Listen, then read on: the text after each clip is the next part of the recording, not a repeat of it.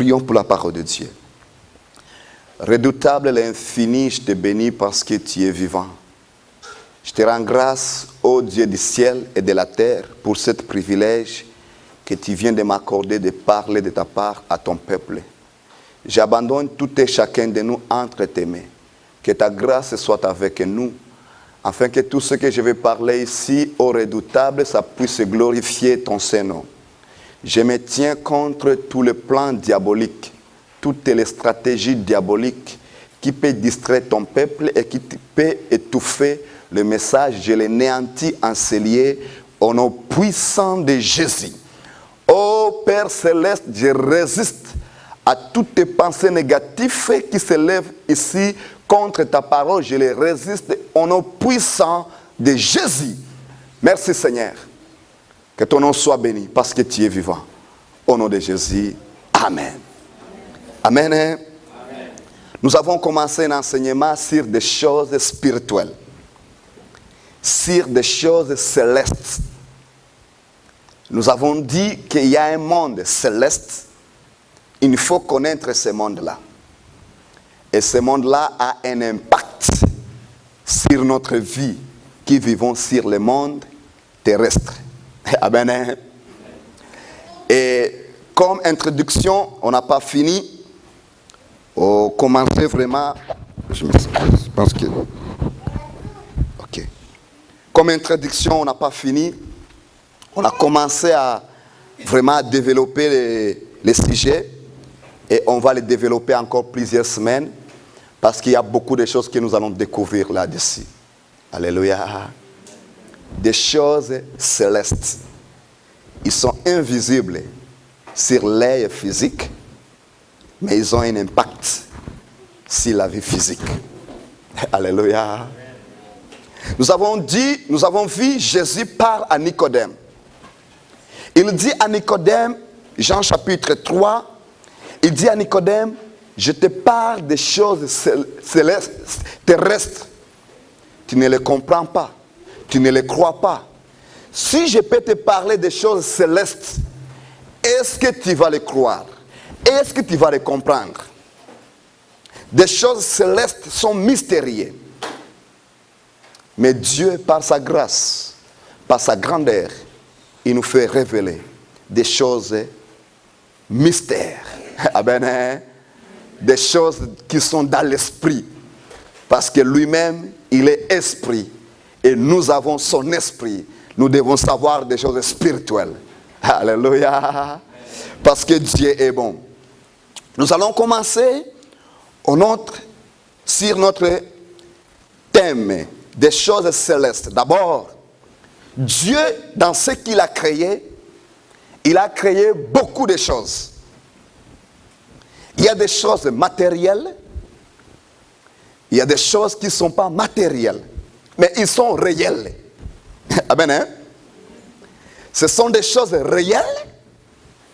Des choses qu'on ne peut pas nier. Mais ils ne sont pas matériels. Et nous allons voir parmi ces choses. Nous avons vu que Dieu a créé les hommes sur la terre. Sur notre monde terrestre. Mais il a créé aussi les êtres dans le monde céleste. Nous avons parlé des anges, des archanges. Nous allons voir beaucoup des êtres que Dieu a créés dans le monde céleste, dans le monde de l'esprit.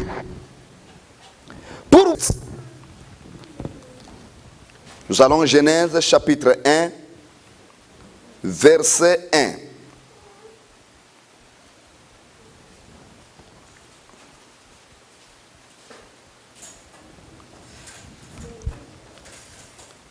Genèse chapitre 1, verset 1, la Bible nous dit, avez-vous tous trouvé? Au commencement, Dieu créa les cieux et la terre. Au commencement du travail, au commencement de la création. Ce n'est pas le début de l'existence de Dieu. Amen, hein? C'est le début de son travail. Il a créé trois choses à la fois. Il y a des choses que nous trouvons au pluriel et il y a une chose que nous trouvons au singulier. Qu'est-ce qu'avez-vous trouvé au pluriel dans votre Bible? Le ciel. Et au singulier, la terre. Ça, c'est bon. Que Dieu vous bénisse. Parce que là, maintenant, nous allons bien comprendre. Alors, Dieu a créé le ciel et la terre. Dans le ciel, on ne peut pas compter combien de cieux qui existent. Il y a deux parties. Non, il y a trois parties sur les cieux. Il y a une partie que l'homme peut voir. Il y a une partie que l'homme ne peut pas voir, ni avec nos appareils, ni avec nos yeux. Il y a une troisième partie des cieux qui est au singulier. Ce n'est plus le ciel, c'est le ciel. Amen, hein? Et sur le ciel, nous allons trouver des ciels. Et nous allons voir que les deux ciels sont différents. Et ça va nous aider de comprendre des choses mystères. Nous lisons verset 2. La terre était informe et vide. Il y avait quelque chose. Qu'est-ce qu'il y avait? Il y avait quoi? Il y avait les ténèbres à la surface de l'abîme. Seigneur, aide-nous. La terre que Dieu a créée, il était sans forme. Il était vide. Il y avait les ténèbres à la surface de l'abîme. Deux éléments que nous allons développer dans les jours à venir. Les ténèbres et l'abîme. Ils étaient sur la terre. Ils sont encore quelque part. Et ils ont un impact. Alléluia. Les ténèbres et l'abîme. Nous allons voir qu'est-ce que ça veut dire le mot abîme. Alléluia. Et les ténèbres. Ces ténèbres-là existent. Sans plus tarder, on va sauter une verset. Ne fermez pas Jean et Genèse. On va aller rapidement Éphésiens, qui va nous donner quelques explications de plus sur les ténèbres. Éphésiens chapitre 6, verset 12.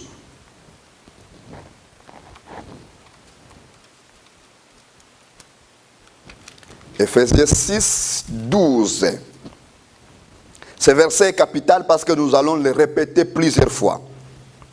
Éphésiens 6, 12. Qu'est-ce que ça dit? Car nous n'avons pas à lutter contre la chair et le sang, mais contre les dominations, contre les autorités, contre les esprits dans ce monde des ténèbres. Ces ténèbres-là existent. Mais avec l'œil physique, tu ne peux pas les voir. Amen. Hein? Ce sont des choses que nous allons parler. Et nous allons lutter contre eux parce que nous luttons contre eux. Mon ennemi, ce n'est pas mon frère ni ma sœur. Il peut faire une erreur. Il peut prononcer un mot qui n'est pas bon. Mais mon ennemi, c'est l'esprit qui pousse la personne de prononcer tel mot. Alléluia. Nous retournons aux Genèse. Nous sommes toujours aux Genèse. Nous trouvons les ténèbres à la surface de l'abîme. Mais malgré que les ténèbres étaient à la surface de l'abîme sur la terre, ça n'a pas empêché Dieu de se promener et d'accomplir son travail. Amen. Alors, la Bible nous dit que l'Esprit de Dieu se mouvait au-dessus des eaux. Malgré les ténèbres qui étaient là, malgré que la terre était vide et sec, Dieu a fait son travail. Malgré qu'il peut y avoir les ténèbres dans ta vie, malgré qu'il peut y avoir un système diabolique qui contrôle ta santé, Dieu fera son travail. Alléluia. Est-ce qu'on peut acclamer pour le Dieu vivant? Merci Seigneur. Les ténèbres n'ont pas empêché Dieu de faire son travail.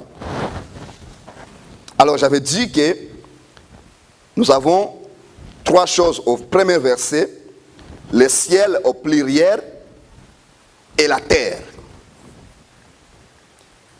Où est ce ciel? Quelqu'un me dira, le ciel est à haut.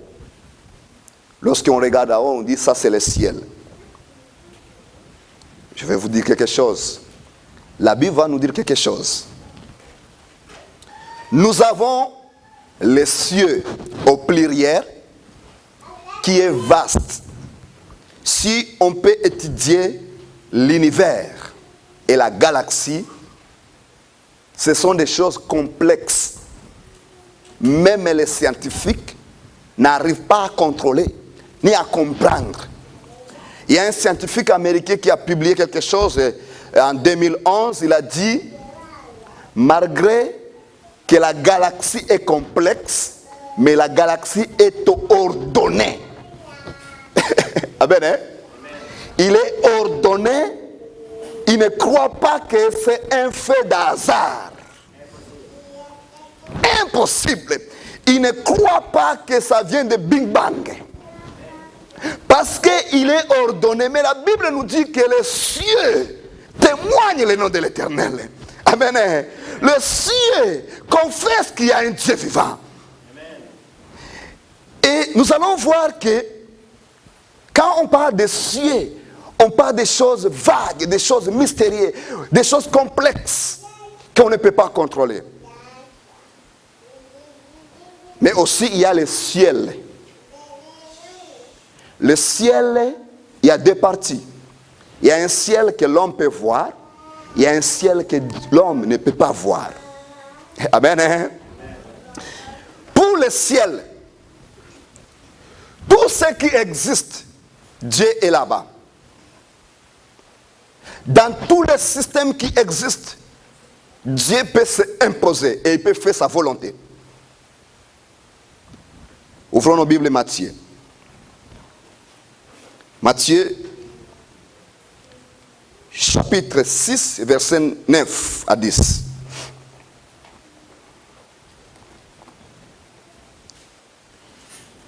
Matthieu 6.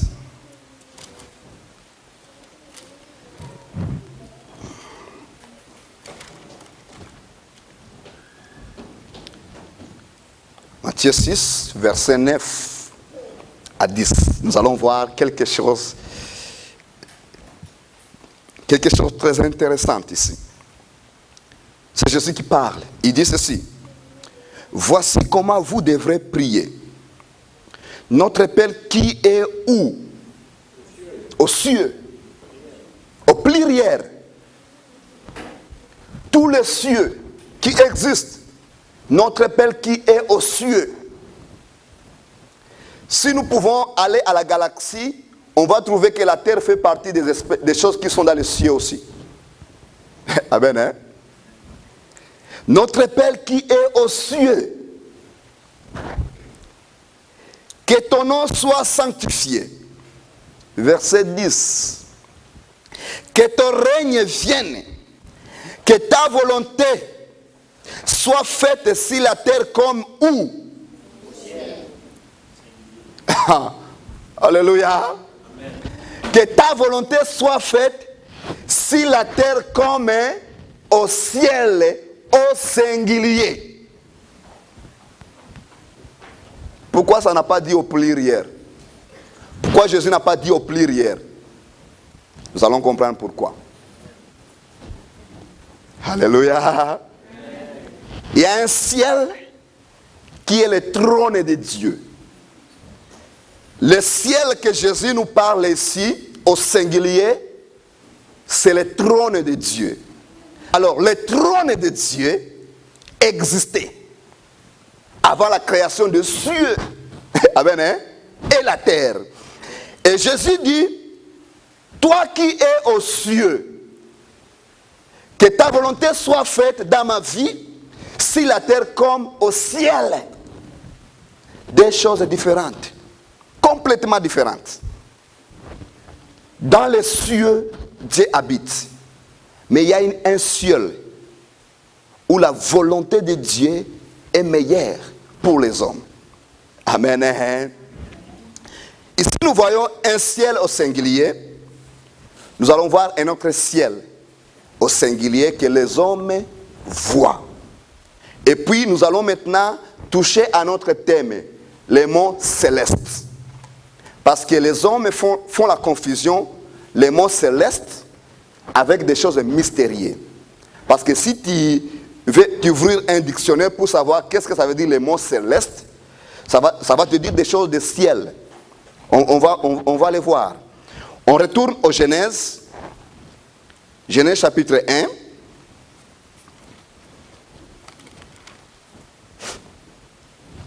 Genèse chapitre 1. On va lire versets 7 à 8. Versets 7 à 8. La Bible nous dit, et Dieu fit l'étendue, et il sépara les eaux qui sont au-dessus de l'étendue, avec les eaux qui sont au-dessus de l'étendue. Et cela fit ainsi. Verset 8. Dieu appela l'étendue quoi? Ciel. Dieu appela l'étendue ciel. Il a fabriqué l'étendue à partir des eaux. Et il a appelé cette étendue ciel. C'est très important que je parle sur ça parce que sinon on ne peut rien comprendre. Appela ciel. Ainsi il y a eu un soir, il y a eu un matin, ce fut le second jour. Le ciel que Dieu a créé à partir des eaux, c'est le ciel que nous voyons. Amen, hein? C'est maintenant le ciel que nous voyons. Quand tu regardes à haut, tu vas voir un ciel. Quand les hommes parlent de ciel, ils parlent du ciel que nous voyons. Le ciel que nous voyons, ce n'est pas le ciel que Jésus dit, que ta volonté soit faite, vie comme au ciel. Non. Est-ce que vous comprenez un peu? Ça s'en vient, ça va venir. Le ciel que nous voyons, l'étendue que nous voyons, fut créé à partir des eaux. Et Dieu l'a mis à haut pour protéger la terre. Parce que ce ciel, c'est un couverture seulement qui nous protège des rayons du soleil et de tous les conneries qui sont dans l'espace. Amen, hein? C'est ça le ciel que nous voyons. Et quand tu vas lire un dictionnaire, ils vont te dire le ciel. Mais c'est lequel ciel? C'est le ciel que nous voyons. Amen, hein? Alors, le ciel que nous voyons, c'est seulement un couverture qui couvre la terre. Où sont les démons? On va voir. Où sont-ils? Où est le trône de Dieu? Est-ce que c'est sur le ciel que nous voyons? Non. C'est sur un ciel qu'on ne voit pas. Amen, hein? Alors, à chaque fois, lorsque je parlerai de ciel, ne confondrez pas le ciel que nous voyons. Comprenons que c'est le ciel et le trône de Dieu. Amen, hein? Alors, à chaque fois quand je parlerai de ciel, ne confondez pas avec les nuages que tu vois. Ça, c'est clair maintenant. Ok, merci beaucoup. On va avancer. Alors, le ciel qui est le trône de Dieu, et Dieu qui est grand, il nous accorde une grâce. Cette grâce est manifestée à partir de Jésus. Et le ciel, qui est le trône de Dieu, ce que nous confessons sur la terre est enregistré au ciel. Vous comprenez que ce n'est pas le ciel que nous voyons. Amen, hein? Mais c'est le trône de Dieu. Allons rapidement Matthieu, chapitre 18. Matthieu 18, verset 18.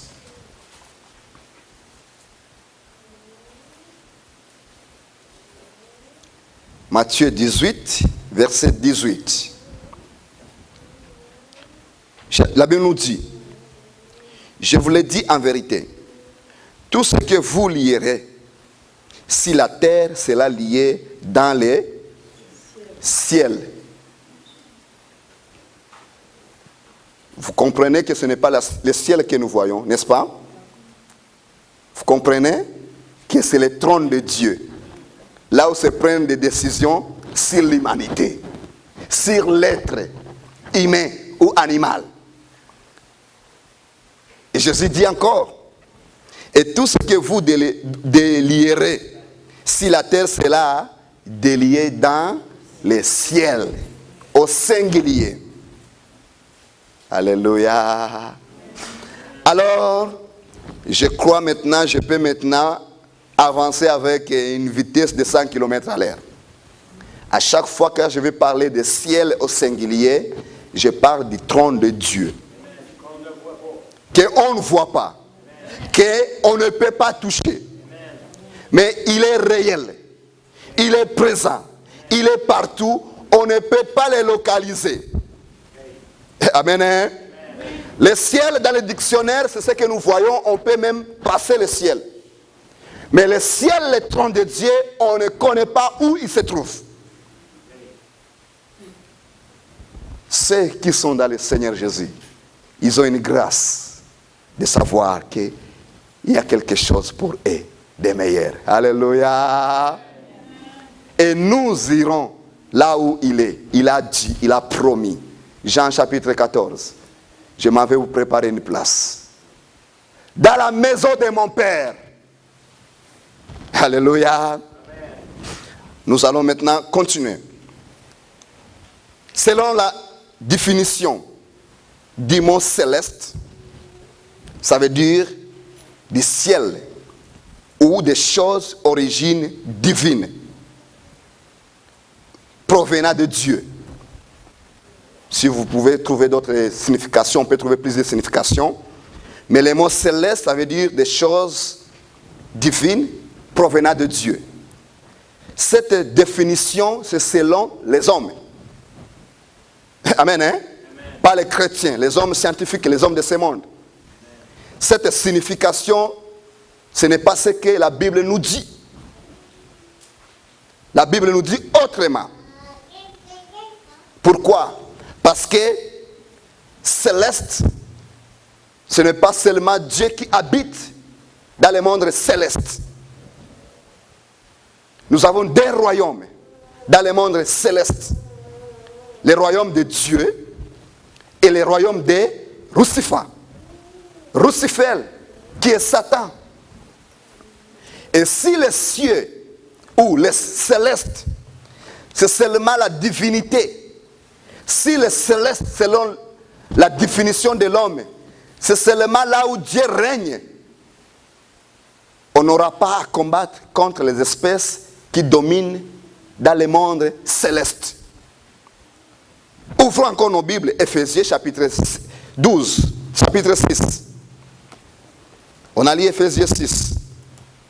J'avais dit qu'on va répéter ce verset parce qu'il y a plusieurs éléments qui vont beaucoup nous aider. Éphésiens 6, on a lu verset 12. On va lire encore verset 12. Je répète parce que j'ai lu une partie.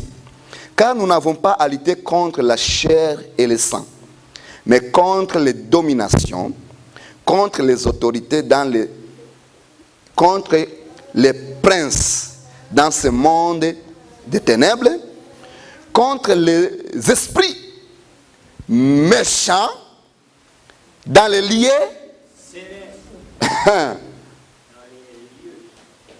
les esprits méchants dans les lieux célestes. Si tu lis ton dictionnaire, va te dire que dans les lieux célestes, il n'y a que la divinité. Non, c'est faux. Amen. C'est pour cela, ceux qui consultent les esprits, ceux qui vont chercher la connaissance spirituelle hors de Dieu, ils te diront ce n'est pas grave. Nous adorons, nous cherchons un seul Dieu. Non, c'est grave. Il y a 2 maîtres. Il y a le Créateur et il y a un enfant rebelle. Amen. Lui aussi, il fait son travail dans les choses invisibles. Nous luttons contre les esprits méchants dans les lieux célestes, pas les lieux terrestres. Dieu est aussi dans les lieux célestes. Alléluia. Alors, et tant qu'enfants de Dieu, nous devons savoir ces choses afin que nous ne puissions pas être étonnés lorsque nous faisons face aux choses qui ne sont pas matérielles. Amen. J'avais dit que maintenant, j'entre dans le monde céleste, qui est le monde invisible. Les espèces qui sont dans le monde céleste, ils se voient. Ils se voient. Entre les anges de Dieu et les anges de Satan, ils se voient. Je peux dire même ils se connaissent. Parce qu'ils ont habité ensemble au ciel. Les anges de Satan, les serviteurs de Satan, dans le temps, même aujourd'hui, je parle d'abord dans le temps, ils étaient capables d'empêcher les anges de Dieu lorsqu'ils veulent livrer un message à un enfant de Dieu. Alléluia. Nous ne trouvons pas seulement Daniel. Merci beaucoup mon frère. Pas seulement Daniel. Les anges viennent chercher le corps de Moïse. Ils ont dit non, tu ne peux pas partir avec ce corps. Ils commencent à se chicaner. Entre les êtres spirituels, entre les anges. Daniel, il a prié. Dieu a répondu. Mais avant que l'ange arrive avec le message, ça a pris un délai. Alléluia. Que la gloire soit rendue à Dieu. Dieu a changé le système. Pour le message aujourd'hui, il n'utilise plus les anges. C'est le Saint-Esprit qui parle à son peuple. Parce que lui, il est intouchable. Ni par les démons, ni par tous les esprits qui existent. Amen. Nous trouvons ça dans les Jean chapitre 16, lorsque Jésus dit, il vous parlera de ce qui est à moi. Il vous parlera. Ça, c'est une bonne nouvelle. Mais une nouvelle qui n'est pas bonne aux chrétiens qui ne sont pas stricts avec leur Dieu. Les systèmes, ou bien les êtres qui sont dans le monde invisible, ils nous surveillent partout. Ils voient ce que nous faisons. Ils voient ce que nous disons. Et nos actes. Nous, on ne les voit pas. Et ils nous voient.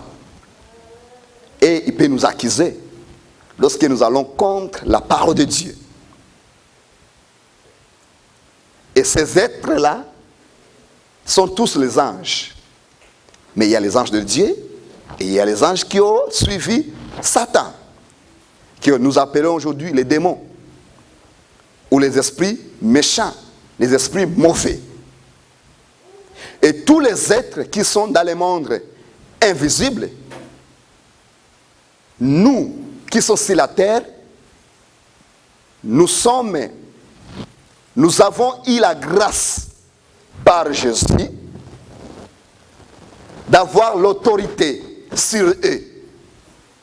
Si nous marchons selon la parole de Dieu. Amen. Hein? Mais si nous ne marchons pas selon la parole de Dieu, ils ont le pouvoir sur l'homme.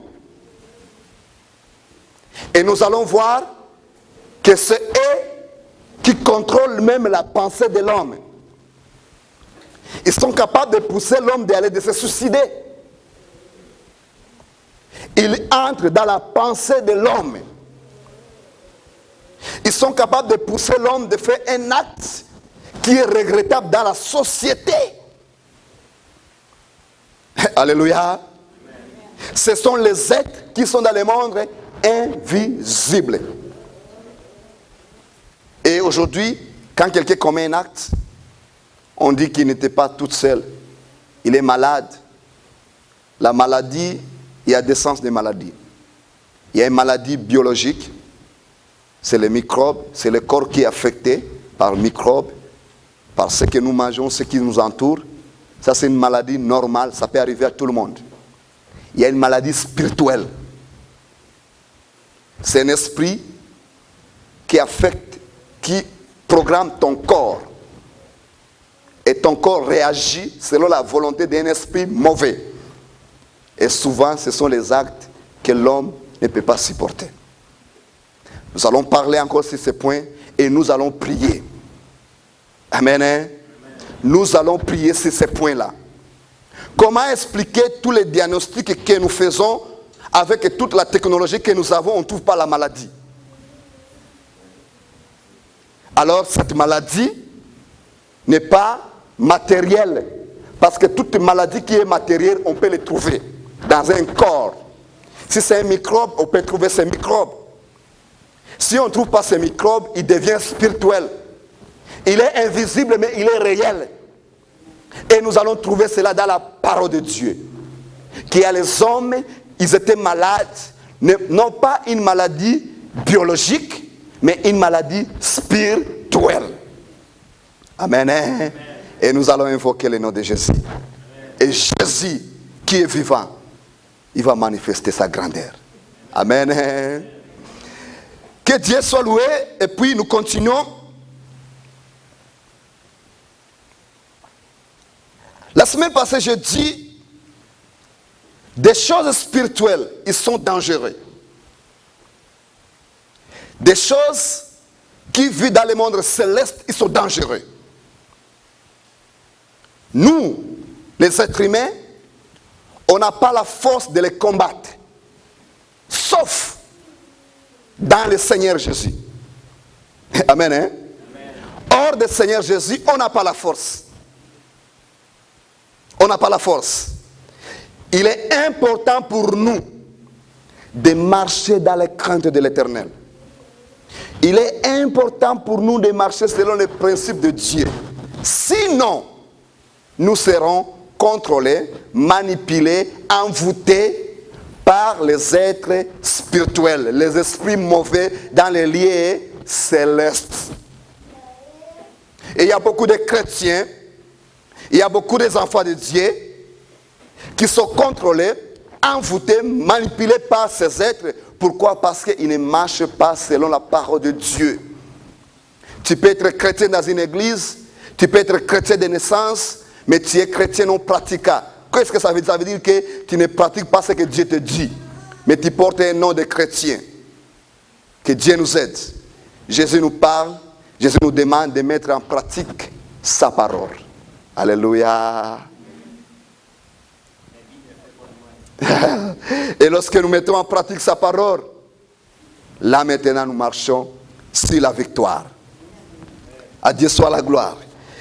Je pense que maintenant vous comprenez la différence entre les cieux et notre cieux, et puis les êtres qui sont dans les cieux. Parlons maintenant des êtres qui sont dans les cieux. Les êtres qui sont dans les cieux, nous parlons des anges d'abord. Les anges que Dieu a créés, on ne peut pas les compter. Ils sont des milliards et des milliards et des milliards. Une grande partie des anges, ils sont partis avec Satan. Ils sont partis avec Satan, on les appelle aujourd'hui les démons. Ou les extraterrestres. Extraterrestres. des espèces qui vivent dans notre système. Où sont-ils? Selon la Bible, on peut les localiser. Mais c'est des choses spirituelles.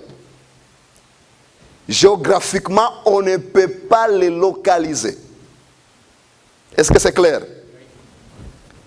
Il y a un endroit dans les lieux arides que Jésus nous parle. Où est cet endroit? Un lieu aride. Géographiquement, on ne peut pas les trouver. Mais spirituellement, il existe un lieu aride. Nous allons trouver un trône de Satan. Et nous allons trouver aussi un trône de Dieu. Amen, hein? Et nous allons trouver les hommes qui consultent les deux trônes. Et puis maintenant, nous allons maintenant détailler les manifestations des esprits dans le corps de l'homme, dans notre vie, dans notre monde, dans notre vie quotidienne. Là où nous sommes, moi et vous, il suffit que Dieu nous ouvre les yeux. Il n'est pas loin le monde invisible. Dans le monde céleste, il y a deux royaumes. Le royaume de Dieu et le royaume de qui? De Satan. Et les deux royaumes, je ne dirais pas qu'ils sont en conflit. Parce que Dieu ne peut pas être en conflit contre Satan. Dieu, il a créé Satan. Satan, il a désobéi. Il attend son punition. Amen, hein? Et comme Dieu a puni Satan, Satan est en conflit contre l'homme. Là maintenant, je commence à venir. Satan est en conflit contre l'homme. Pourquoi? Parce que l'homme a été créé meilleur que lui. L'homme a été créé spécial que Satan, que les anges. C'est pour cela qu'il est en conflit contre l'homme. Et il fait tout pour détruire l'homme, à l'éloigner loin de son créateur. Alléluia. Alors, comme nous luttons contre son royaume, quand on lit Éphésiens, ça nous dit, ce n'est pas des choses qui ont la chair et le sang. Ça veut dire que ce n'est pas un être humain. Amen, hein? Ce n'est pas un être humain. C'est des choses spirituelles. Comme nous luttons contre des choses spirituelles, sachons une chose, qu'ils ne font pas de blagues. Ils ne niaisent point. Alléluia. Les choses spirituelles ne niaisent pas. Ils ne niaisent pas. Parce que le verset nous dit que ce sont les esprits méchants dans les lieux célestes. Comme ils sont méchants dans les lieux célestes, leur objectif, c'est de détruire l'homme que Dieu a créé à son image. Détruire ta vie, ta famille, ta joie, ta santé. Nous allons voir tout cela. Et puis nous allons voir comment nous devons nous comporter, parce qu'il faut combattre, il faut lutter contre un royaume invisible. Alléluia. Contre un esprit invisible. Nous allons parler de l'envoûtement. On a déjà parlé cela lorsqu'on a parlé sur la sorcellerie. On va les parler encore dans notre angle. Alléluia. Pour que nous comprenions qu'il y a des réactions que nous commettons qui ne sont pas normales. J'ai pris un acte, j'ai pris une décision, et puis demain je ne comprends pas pourquoi j'ai pris telle décision. Ne dis pas je suis chrétien. Oh, Jésus, il était présent et Satan était capable d'entrer parmi les disciples. Alléluia. Jésus était présent et Satan passait par les disciples pour tenter Jésus. ce n'est pas facile de Jésus d'appeler Pierre Satan. Pourquoi Jésus a appelé Pierre Satan? Parce qu'un esprit de Satan avait entré dans la pensée de Pierre et poussé Pierre de parler des choses qui ne viennent pas de Dieu. Alléluia. Nous allons parler de toutes ces choses-là et puis nous allons prier. Notre objectif, c'est écraser, détruire, contourner les plans des ténèbres. Parce que les ténèbres existent. Les ténèbres qui a apparu au commencement. Amen. Hein? Au Genèse chapitre 1, lorsque Dieu a créé la terre, les ténèbres a apparu. Et ces ténèbres, ce n'est pas l'obscurité. Ce n'est pas que j'éteins la lumière, il va être noir ici. Ce n'est pas ces ténèbres-là. Amen. Hein? C'est un ténèbre que nous allons trouver quelque part. Et l'abîme. Nous allons trouver qu'à l'abîme, il y a des êtres qui attendent pour venir faire la guerre contre Jésus. Alléluia. Nous allons aller chercher toutes ces choses-là. Cet enseignement sera long. Mais je vais essayer d'aller petit à petit pour que nous comprenions. Aujourd'hui, je voulais que nous comprenions le ciel parce que je parlerai plusieurs fois des ciels. Amen. À Dieu soit la gloire. Que Dieu vous bénisse. Merci beaucoup. Nous allons nous lever. Nous allons nous lever et on va prier. On va prier parce que nous luttons contre les esprits, non pas contre la chair et le sang. Ton ennemi, ce n'est pas la personne. Il a fait un acte qui est intolérable. Oui, nous condamnons l'acte, mais n'oublie pas qu'il était poussé par un esprit. Il était poussé par un esprit. Et c'est cet esprit que nous allons combattre.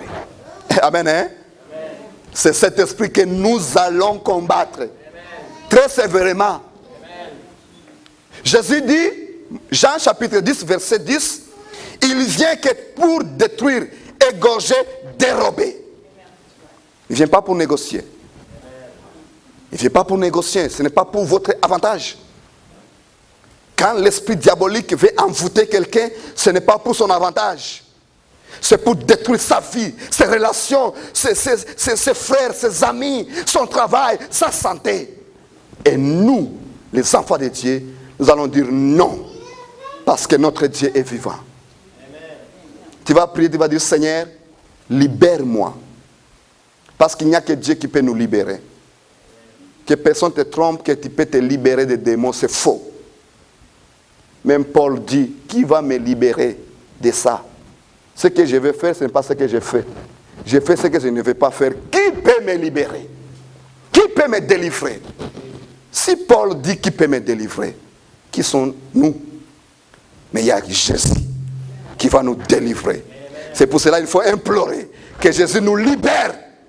Lorsqu'il y a un système diabolique qui veut détruire notre vie, tu vas dire, Seigneur Jésus, libère-moi. Libère-moi. Parce qu'il y a un système que je ne comprends pas. Il y a des actes que je prenne que je regrette plus tard. Je prends des décisions et je commence à pleurer moi-même. Qu'est-ce qui se passe? Je suis contrôlé. Aidez-moi. Prions. Père Céleste, tu es Dieu, le créateur du ciel et de la terre. Je te bénis parce que tu es vivant.